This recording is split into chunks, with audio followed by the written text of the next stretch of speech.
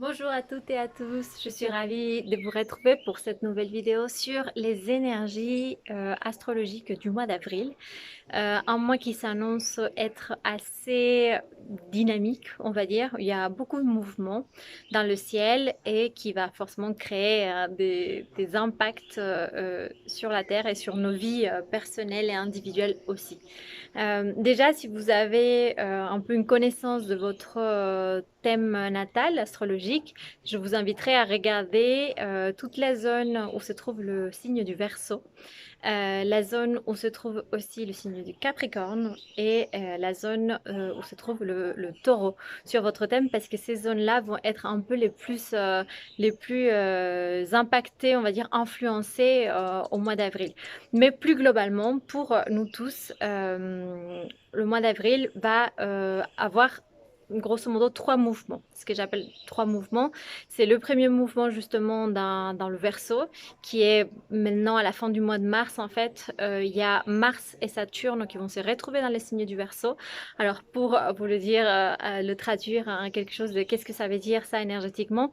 Bon, Saturne dans le Verseau, Saturne, ça se manifeste souvent par des blocages dans le Verseau qui est un signe d'air et un signe de liberté. Ça peut représenter, c'est comme ça que je l'interprète en ce moment, c'est comme des blocages dans notre liberté. Donc il se trouve bien évidemment que la plupart des personnes sont confinées dans leur pays respectif et que du coup cette manque de liberté est très visible. Ça peut être aussi des blocages et une mise à mal en fait de nos idéaux, de notre valeur de solidarité, de notre valeur de fraternité, des choses qui demandent en tout cas d'être un peu transformé. Parce que Saturne, c'est ça en fait. Saturne crée une sorte de blocage pour pouvoir nous permettre de prendre la responsabilité dessus. Et c'est exactement ça en fait avec Mars qui va être aussi en lien avec Saturne en ce début du mois d'avril, qui peut se représenter un peu comme une frustration. Comme Mars, c'est une action, c'est une énergie d'action, de volonté. Donc je veux quelque chose, mais avec Saturne, je ne veux pas. Et ça peut souvent être je veux être libre, je veux pouvoir profiter de ma liberté, mais avec Saturne, c'est pas vraiment possible. Et qu'est-ce qui veut nous dire en fait toutes ces énergies-là? C'est le transit de Saturne par le Verseau, c'est un transit qui va durer 3 ans et dont le message principal, ça va être aussi de nous apprendre à être réellement libres. C'est-à-dire que, ok, notre liberté physique, notre liberté matérielle est peut-être bloquée, mais qu'est-ce qui nous rend vraiment libres comme être humain? Est-ce que c'est une liberté de la conscience? Est-ce que c'est la liberté de pouvoir choisir avec qui on est? Est-ce que c'est la liberté de pouvoir ressentir certaines choses, de pouvoir aimer? Où se trouve en fait notre vraie liberté? Aussi, il y aura Vénus qui rentrera dans les Gémeaux. Donc, comme vous savez, Vénus, c'est la planète du désir, de la sensualité, de la sensorialité. En Gémeaux, ça donne une énergie un peu légère, aérienne, parce que les Gémeaux, c'est le deuxième signe d'air, et qui va, en fait, cette énergie un peu aérienne qui va peut-être nous tourner vers le plaisir d'échanger avec les autres, le plaisir de vouloir justement apprendre de nouvelles choses, être un peu volage, un peu papillonnant. En fait, ça va venir soutenir justement, ou en tout cas il y a un trigone qui se fait avec Saturne et Mars dans le Verseau. Donc, il y a cette idée que, ok, on est privé de liberté, mais notre esprit, notre mental, parce que dans le Gémeaux, il y a cette notion-là, veut explorer des choses, veut communiquer, veut être joyeux aussi. Il y a de la joie, une notion de joie dans le Verseau. Donc, il y a peut-être vraiment cette idée de, ok, on est privé de liberté, mais ça ne nous empêche pas d'apprendre, ça ne nous empêche pas de prendre de nouvelles des gens, d'être vraiment disponible et de profiter en fait, parce que l'idée c'est avec Vénus, c'est vraiment de prendre plaisir à faire cette activité-là, ces activités-là. En début de mois aussi, le 7, il y a un carré entre Uranus et Mars, Uranus en taureau et Mars dans le Verseau. Donc ça, c'est un aspect assez fort. Il faut savoir que Uranus représente la libération, la rupture, le changement, et Mars, l'action, le désir de conquête. Donc il y a une tension entre ces deux choses-là que moi j'interprète comme voilà, si on a envie en fait d'être libre, si on a envie aussi de soutenir nos idéaux, si on a envie que l'humanisme, la fraternité, la solidarité se manifestent réellement dans la société, ça va nous demander d'échanger quelque chose à notre rapport à la sécurité, à notre rapport à la stabilité. Parce que Uranus dans le taureau, aussi c'est un transit très long, dont la leçon est justement de apprendre à changer notre rapport à la matière, donc notre rapport au corps, notre rapport à l'argent, notre rapport aux choses matérielles, notre rapport aux ressources naturelles par exemple, mais surtout parce que ça nous demande en fait de lâcher un peu le contrôle sur notre besoin de stabilité, notre besoin de sécurité. Souvent on s'attache aux choses matérielles parce qu'on a envie de, voilà, de sentir qu'on peut maîtriser, mais en fait l'idée c'est justement de lâcher un peu ça et d'échanger des choses. Ce jour-là aussi sera la pleine lune en balance qui vient donc pour moi éclairer un sujet en lien avec nos relations. Donc peut-être justement que ce besoin de sécurité, voilà, cette envie de contribuer dans le collectif ou d'être libre nous demande aussi peut-être de rompre certaines relations, en tout cas de nous défaire des certaines relations qui ne sont pas forcément en train de vibrer de la bonne manière dans notre vie. Donc ça, c'est le premier mouvement. Ensuite, à partir du début avril, mais quand même, il y a toute la zone Capricorne qui va s'activer et qui va recevoir beaucoup d'énergie. On va le voir avec le soleil qui est en train de transiter dans le bélier. Donc la première chose, c'est qu'on va avoir la première union entre Jupiter et Pluton qui sera le 4 avril. Cette union est assez attendu en plus que ça tombe le jour du portail énergétique du 4-4-2020.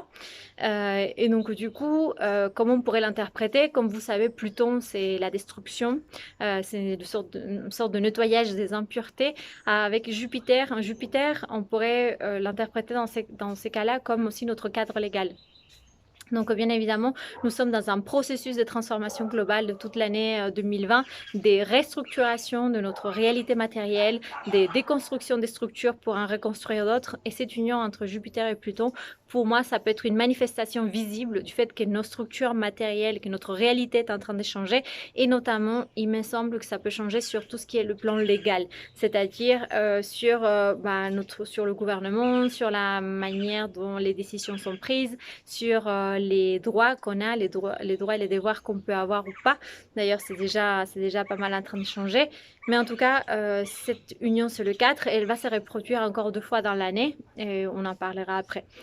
Mais après, il me semble que le plus important, c'est que du 14 au 21 à peu près, avril, on aura une des semaines les plus tendues parce que justement le soleil en bélier sera en train de créer des tensions, des carrés, ce qu'on appelle en astrologie, à justement tous ces planètes en Capricorne, donc ils sont en train de restructurer notre réalité, d'échanger, de faire tomber, en fait, c'est ce qui marque un peu l'effondrement de nos vieilles structures.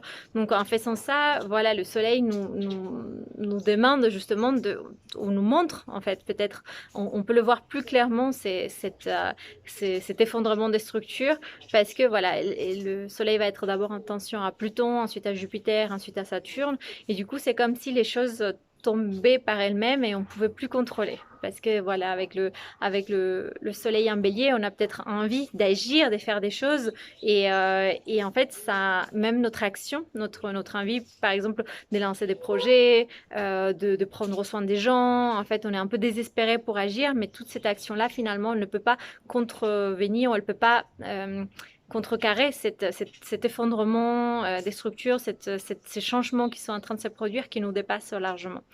Donc ça, c'est la semaine du 14 au 21. Et après, il y aura Mercure qui va rentrer dans le bélier et qui va refaire en fait tout ce qui a fait le soleil. Donc on va créer des tensions à Pluton, puis à Jupiter, puis à Saturne.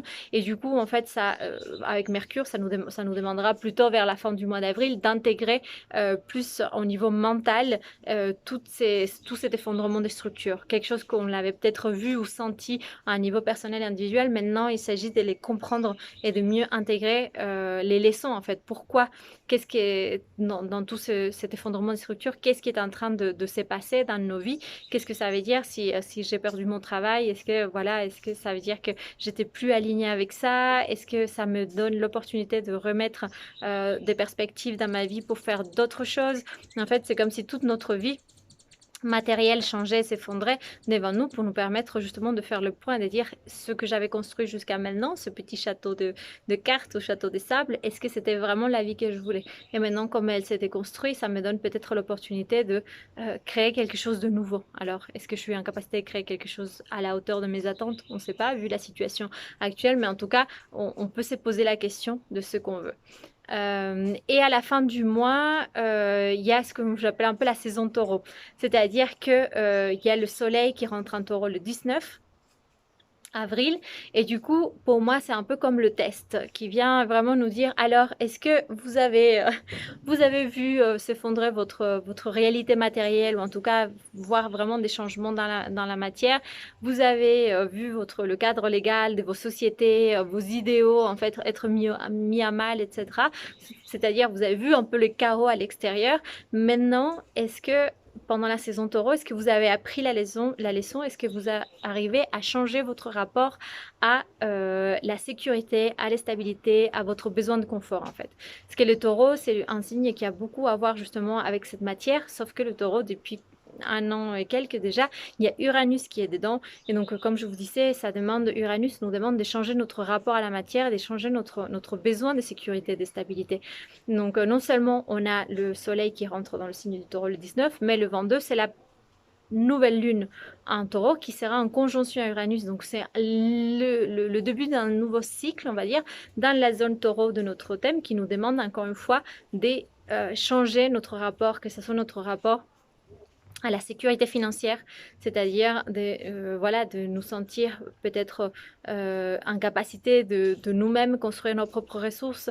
Peut-être qu'il s'agira aussi de travailler tout ce qui est peur de manquer, la question du confort aussi, parce que bien évidemment, si on réfléchit à des scénarios catastrophes ou des choses comme ça en ce moment, on peut se dire oui, mais finalement, à quoi on est attaché? On est attaché à un certain confort qui finalement, c'est pas le plus important, c'est-à-dire que le confort, c'est un peu un plus par rapport à des choses qui nous rendent réellement en sécurité. C'est-à-dire que la sécurité, c'est peut-être pas d'avoir un appartement, mais c'est peut-être plus d'avoir un jardin et pouvoir cultiver ses légumes. Enfin, c'est vraiment chacun à son niveau et chacun dans un domaine différent, mais c'est vraiment ce qu'on nous demande. Le Soleil, c'est en conjonction à Uranus le 26, et puis Mercure aussi en conjonction à Uranus le 30. Donc en fait, c'est la fin de la semaine, c'est la fin du mois d'avril, c'est plutôt des tests en fait, de voir, ok, les choses ont changé dans la matière, du coup la sécurité, la stabilité, tout ton rapport à la matière, comment ça se manifeste, et du coup ça va nous demander de libérer beaucoup de choses aussi, voilà, de prendre cette leçon et d'échanger ça. J'espère que c'était clair. Si vous avez encore des questions, n'hésitez pas à me laisser des commentaires. Je ferai aussi une vidéo pour les énergies de la semaine à chaque semaine. Et surtout, si vous voulez plus d'informations et notamment recevoir l'énergie des pleines lunes et des nouvelles lunes de chaque mois, n'hésitez pas à vous inscrire au bulletin des étoiles avec les liens qui sera aussi par ici en commentaire. Merci beaucoup. À bientôt.